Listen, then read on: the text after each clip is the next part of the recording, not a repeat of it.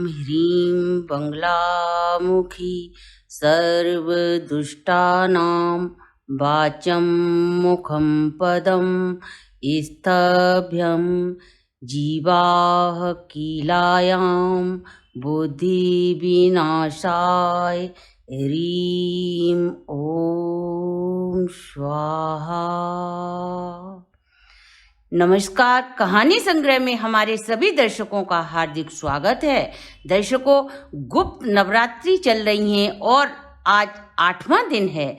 हम 10 महाविद्याओं की कथा आपके सामने लेकर आए हैं। आज हम अष्टम महाविद्या बगलामुखी की कथा प्रस्तुत कर रहे हैं। कहानी श्रवण करने से पहले जय माता बगलामुखी की कहना न भूलें, और यदि अभी तक आपने हमारे चैनल को सब्सक्राइब नहीं किया तो सब्सक्राइब करें, वीडियो को शेयर एंड लाइक अवश्य करें। संपूर्ण जानकारी के लिए वीडियो को अंत तक जरूर देखें। देवी बगलामुखी को वीरमती भी कहा जाता है क्योंकि देवी स्वयं ब्रह्मास्त्र रूपिणी हैं। इनके शिव को एक बत महारुद्र भी कहा जाता है, इसलिए देवी सिद्ध विद्या हैं। तांत्रिक इन्हें स्तंभन की देवी के नाम से पूजते हैं। ग्रस्तों के लिए देवी समस्त प्रकार के संशयों का शमन करने वाली हैं। माँ बगलामुखी स्तंभन भक्ति की अधिष्ठात्री देवी हैं। ये अपने भक्तों के भय को दूर कर उनके शत्रुओं की बुरी शक्तियों का नाश करती हैं। 10 महाविद्याओं में ये 8वें स्थान पर वर्गणित हैं। शांति कर्म में धन धान्य के लिए, पौष्टिक कर्म में वाद विवाद में विजय प्राप्त करने हेतु तथा शत्रु नाश के लिए देवी की आराधना की जाती है। देवी का प्रादुर्भाव भगवान विष्णु से संबंधित है। सर्वप्रथम इन देवी की आराधना ब्रह्मा जी ने की थी। इसके बाद उन्होंने बगला साधना का उपदेश सनकादिक मुनियों को दिया। कुमारों से प्रेरित होकर महर्षि नारद ने देवी की साधना की। बगलामुखी शब्द संस्कृत भाषा के बगला का अपभ्रंश है। इसका मतलब है दुल्हन, कुंजला। तंत्र के अनुसार बगला शब्द 3 अक्षरों से निर्मित है। ब, अ, ल।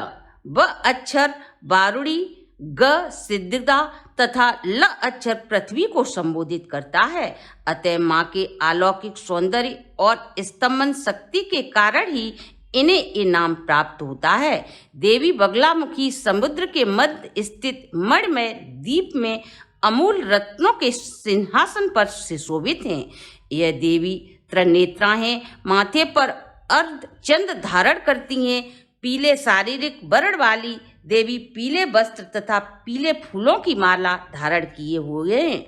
देवी के अन्य आभूषण भी पीले तथा अमूल रत्नों से जड़ित हैं। यह देवी एक युवती के समान शारीरिक गठन वाली हैं। मनोहर छवि तथा मंद मुस्कान धारण किए हुए हैं।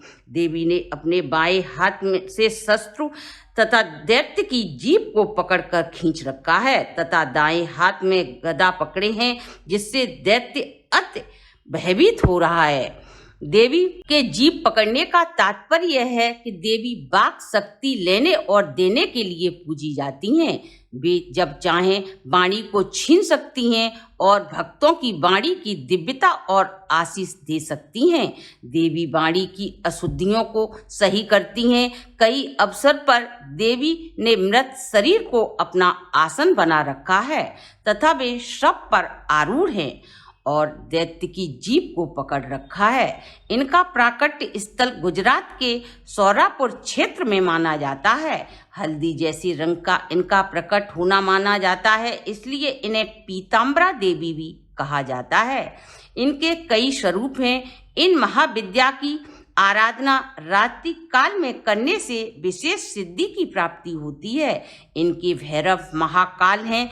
ऐसी मान्यता है कि मध्य प्रदेश के नलखेड़ा जिले में शाहजहाँपुर में स्थित बगलामुखी के मंदिर में श्री कृष्ण और अर्जुन ने महाभारत युद्ध से पूर्व मां बगलामुखी की आराधना की थी। इस मंदिर की स्थापना महाभारत में विजय प्राप्त करने के लिए भगवान श्री कृष्ण के निर्देश पर युधिष्ठिर ने की थी। ऐसी मान्यता है। यहाँ के मंदिर की प्रतिमा स्वयंभू है। यह मंदिर शमशान क्षेत्र के एकांत में स्थित है। यहाँ पर लोग दूर दूर से अपनी मनोकामनाओं की पूर्ति के लिए आते हैं और यहाँ विद्वान पंडितों के द्वारा यज्ञ हवन और पूजन कराते हैं। माँ बगलामुखी के संदर्भ में एक और पौराणिक कथा प्रचलित है। एक बार सतयुग में महाविनाश उत्पन्न करने वाला ब्रह्मांडीय तूफान उत्पन्न हुआ, जिससे संपूर्ण पृथ्वी पर हलचल मच गई। संसार के प्राणियों की रक्षा करना असंभव हो गया। यह तूफान सब कुछ नष्ट करता हुआ आगे बढ़ रहा था, जिसे देखकर भगवान श्री हरि विष्णु चिंतित हो गए और जब उन्हें इस समस्या का कोई समाधान नहीं मिला तो वे भगवान भोलेनाथ का स्मरण करने लगे। उनकी स्थिति को सुनकर भगवान भोलेनाथ बोले, शक्ति के अतिरिक्त कोई भी इस विनाश को रोक नहीं सकता, अतः आप उनकी ही शरण में जाएं। भगवान भोलेनाथ की सलाह को मानकर श्री हरि विष्णु हरिद्रा सरोवर के पास जाकर देवी की स्तुति करते हैं। देवी उनकी आराधना से प्रसन्न हो जाती हैं और सौराष्ट्र क्षेत्र में हरिद्रा झील में वे महाक्रीड़ा करती हुई महादेवी के शरीर से दिव्य तेज उत्पन्न हुआ और उसी तेज से चतुर्दशी की रात को देवी बगलामुखी के रूप में प्रकट हुई। त्रैलोक स्तंभनी महामुखी देवी बगलामुखी ने प्रसन्न होकर श्री हरि विष्णु को इच्छित वरदान दिया और सृष्टि का विनाश होने से बचाया। हरिद्रा हल्दी को कहते हैं, अतः देवी बगलामुखी की समस्त पूजा सामग्री पीले रंग से होती है। बगलामुखी मंत्र के लिए हल्दी की माला शस्त्रनाश के लिए बहुत ही कारगर मानी जाती है। बगलामुखी साधक के समस्त कितना भी बलशाली शस्त्र क्यों न हो, वो घुटने टेक जाता है। बगलामुखी की साधना से पूर्व साधक को निम्न बातों का ध्यान रखना नितांत आवश्यक होता है। ब्रह्मचर्य का पालन करें व पीले वस्त्र धारण करें, बाल नहीं कटवाएं, एक बार भोजन करें, मंत्र का जाप रात 10 बजे से 4 बजे के बीच में करें, दीपक को हल्दी के रंग से रंग लें व बाती को हल्दी से रंग कर उसे सुखा लें। साधना एकांत में मंदिर या किसी गुप्त जगह में सिद्ध पुरुष के निर्देश में करें। साधना में उपयुक्त देवी का पूजन यंत्र चने की दाल से बनाया जाता है। यदि आप संपन्न हैं तो चांदी या तांबे के पात्र पर इसे अंकित करवाएं और इस मंत्र से देवी बगलामुखी का आवाहन करें। ओम ऐं ह्रीं श्रीं बगलामुखी सर्वदुष्टानां मुखं स्तंभनी सकल मनोहारी अंबिके हियागच्छ सानिधि कुरु सर्वार्थ सादाई सादाई स्वाहा। इस मंत्र की सिद्धि के लिए 1 लाख बार मंत्र करने से सिद्धि की प्राप्ति होती है। इस मंत्र की सिद्धि के बाद हवन करना अनिवार्य है। इन देवी की साधना हेतु नियम से जितनी भी माला आप कर सकते हैं उसका संकल्प करें और जब आपकी 1 लाख जब पूरे हो जाएं तो देवी के निमित्त दान करें। दर्शकों, ये थी हमारी आज की प्रस्तुति। आप तथा आपके परिवार पर सदा देवी माँ की कृपा बनी रहे, इसी शुभकामना के साथ आज की वीडियो को हम यहीं विश्राम देते हैं।